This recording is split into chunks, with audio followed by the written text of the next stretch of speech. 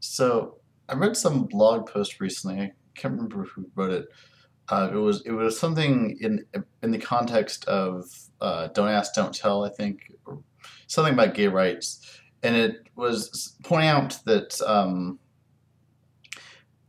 when it comes to social progress, the things don't just get worse before they get better. They actually get worse as they're getting better. It's like the increase the increased progress in something um, activates all the sort of negative energy that's against that thing. There's the more progress is made, the more momentum there is behind this progress, the more the forces of the status quo, the reactionary forces, are going to get riled up and become more and more agitated and more violent. Um, I think a great example of that would be the civil rights movement.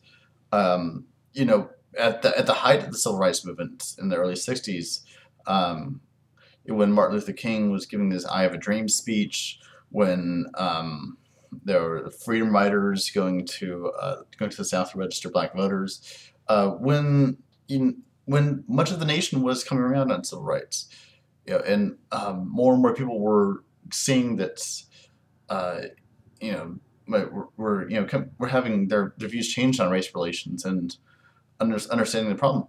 That was also a time when segregationists were getting more and more violent. The Klan was, just riling up and trying to kill as many black people and integrationists as possible. I mean, I mentioned the Freedom Riders. There was a famous murder case of three of the three of them, two white people, one black, who were trying to register black voters in the South.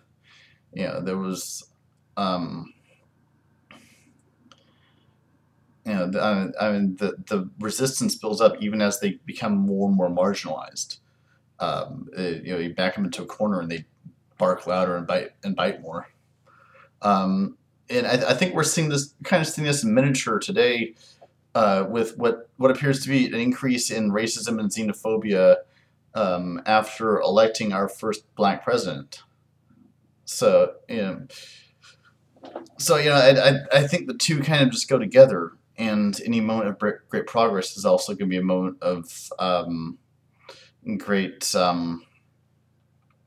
backlash, or like great I don't know, not backlash, but great resistance. A lot of the forces that are set against that progress are going to come out of the woodwork and become more and more outspoken and often violent.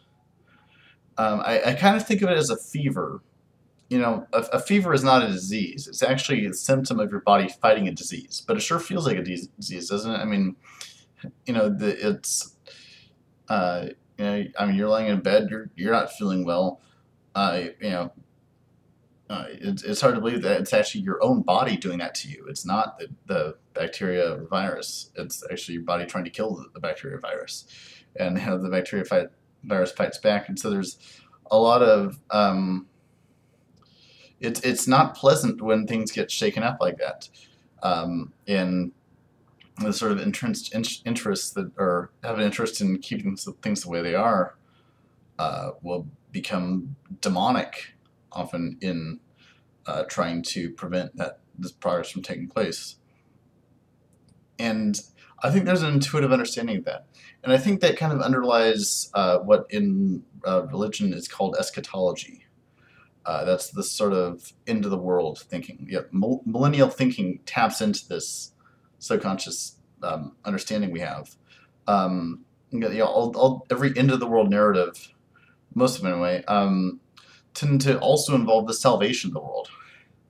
It's like the Book of Revelations. It's a very violent book, but it also ends in this triumphant note where Jesus comes back and he's there to reign over the world and bring in the age of peace. That I don't recommend taking that book too literally, but I think that there's a lot of I think there's a lot of important insight psychologically and spiritually in that kind of writing. Um, and I think that the sentiment behind it is largely true. Great change requires great tribulation. You don't really get one without the other, and growth can hurt a lot of times. Um, but it but ultimately it's worth it, and um, that is the great story of creation, is the is the tribulations bring about great beauty and great triumph over evil. So I guess that's it for now. Peace.